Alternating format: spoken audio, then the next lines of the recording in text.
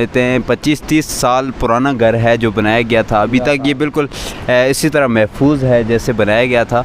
इसमें लकड़ी और मिट्टी इस तरह की चीज़ें, पत्थर लगे हुए हैं और उसके अलावा कुछ भी चीज़ नहीं इसमें लगी हुई।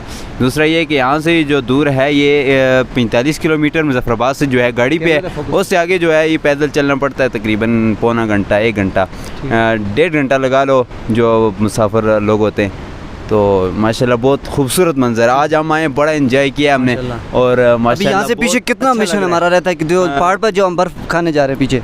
आधे घंटे ये सफ़र रह गया? आधा घंटा और लगेगा हमारा, हम बर्फ़ तक पहुँच जाएंगे। अच्छा, यहाँ चलते हैं, ये जो इसका दरवाज़ा है ये देखते हैं, पुराने दौर की जो, हाँ पुराने दौर की जो इसको कहते हैं अपनी ज़ुबान में, इसको क्या बोलते हैं? अपनी ज़बान में सिंगल कहते हैं, कुंडा। तो ये उस दौर का लगा हुआ है, ताला तो इसी दौर का है, लेकिन ये कुंडा पुराने दौर का। ये लकड़ी को आप देखें, कैमरा में